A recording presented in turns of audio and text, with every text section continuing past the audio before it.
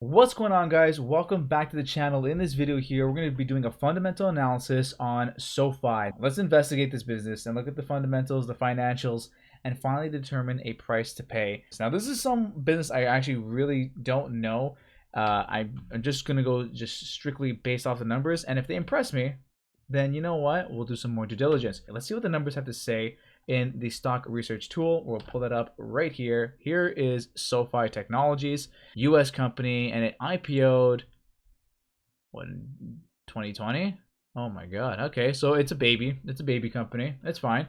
We're going to jump into the first category here, which is the company metrics. Now, folks, if you're new to the channel, what I like to do here, folks, is look at the 5-year average of the business and compare it to the trailing 12 months to try to gauge where this company is currently heading and whether it's making some improvements or not. Now, granted, this is a new business that's just recently IPO'd, so we're not going to have some 5-year numbers, so we can just kind of scan through and see what's going on.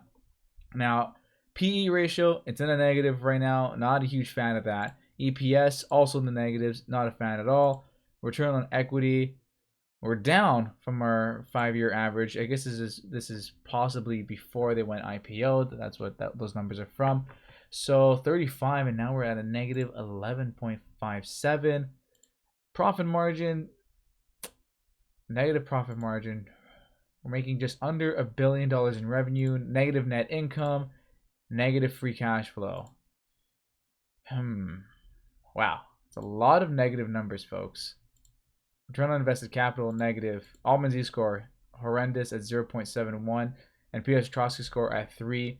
So Altman Z-score, we want this number over 3. And Piotrowski score, we want this to be between 7 and 9. Now, Altman Z-score, this low of a number, it would indicate to me that this is a business that it would be in the realm of going bankrupt. So here's something that I'm concerned about. Is this business on the verge of going bankrupt? I'm not too sure. So right off the top here, I'm not really impressed with this company so far. I mean, I would love to see something positive. Let's jump into the financial evaluations category, and what we'll do here is grade this business, and we're grading it a 3 out of 10, which is it's a terrible score. But let's see what this company does right. What this company is doing right is that they are buying back shares. So that's a positive. That's a huge positive in my books, because ultimately, when we're a shareholder, we want the company just either keeping the shares the same or buying the shares back, because that'll increase ownership of the business. So the fact that they're doing that is phenomenal under the circumstance that the shares are undervalued. Because if you're buying back overvalued shares, then you're essentially just wasting your free cash flow. Return on equity average, so 87%, that's great. We want that number to be over 15%. We have that. They're growing the revenue, which is also great. So yeah, huge revenue growth. Return on equity and share dilution, where it's losing points in a lot of key categories. We don't have a current ratio or PE average, so we're losing points on these two boxes here. EPS growth, nothing. Debt to equity, 84%. We want that number to be under 50%, folks, because we want the business to be growing the business through equity and not through debt. So a 5-year free cash flow growth, we have a negative number, and that's not good. Return on invested capital, also in the negatives, also terrible. Okay, so far, here's where I stand with SOFI. I think it's a brand new business, and they're still trying to work out the kinks and whatever that this company has. They're a loans business, so they're going to probably function the same way as a bank. Now, what separates this business from a bank? Like, what is it? Offers student loans, personal loans, and debt consolidation, and home improvement projects and home loans. So they just love just giving out money. So instead of just going to a bank, you can just go to them and you can get loans. And okay, interesting. I wonder if their interest rates are better than the banks. They have to be if they want to be in this competitive market. Okay, very interesting. However, I'm just not impressed with the numbers so far from a financial side, just because we don't really have anything to work with. Now, we can jump into a price analysis of this business to determine a fair price. However, there's going to be a lot of speculating. If you're enjoying the video so far, make sure you hit that like button and the subscribe button. So let's jump over here and hit the price analysis category. Let's see what we got. I'm gonna fill out these categories. I'll touch base with you in a quick second, and we'll discuss it. All right. So, folks, here's the thing.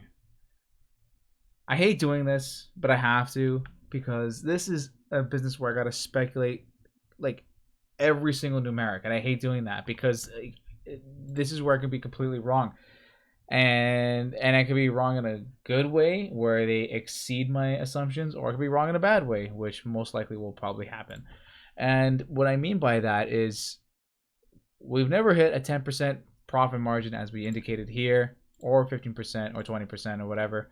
Free cash flow margin, these are numbers that just don't exist. The same with our PE ratio. So what we're doing here is saying, hey, look, based off this, if they can do this for the next 10 years, starting tomorrow, it would be worth X price. So putting that at our desired return of 13%, we are getting this company an average calculation of $30 a share.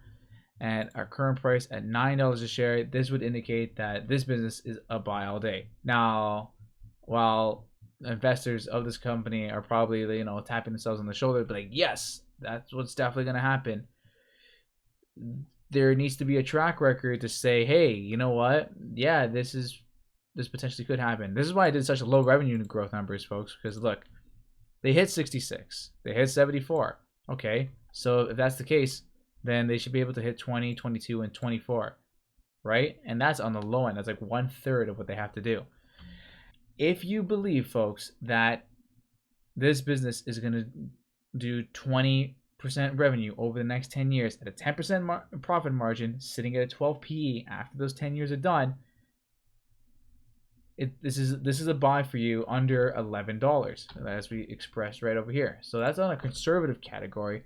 Under $11 with current price, this would be a buy. And now the company's dipped down a little bit. Like we've gotten it up to $25. Yes, $25 is our highest. Now we're currently sitting at $9.33. As a long-term investment, there's so much work that needs to be done here before I could even consider something. Like honestly, this is something I would just truthfully, I would just put it on a watch list. Not even put it on a watch list. You know what I would do? I would put like a calendar event in my phone and say from 5 years from now, and say check in on SOFI's price, and then do another analysis, see where they currently stand, and then see if the price makes sense. This is something I would be hesitant on because there's just nothing to go based on. You know what I mean? Like I need positive numbers. I need something to work with. But my thoughts are simply that put a calendar alarm on or whatever 3 years from now and say, hey, look at SOFI, look at the price, do another analysis. Doesn't make sense. I will do a follow-up video on this company in the next several months and see what's going on. Check out my other analysis videos. There's a playlist that you can find right over here. It should pop up hopefully in this area here right now. And over there you can find a bunch of analysis videos on, well, so many different companies. I will see you in the next video. Good luck to everybody holding SOFI, and if you're not holding SOFI, definitely think you should definitely wait it out. That's my personal opinion. Alright, see you in the next one. Take it easy.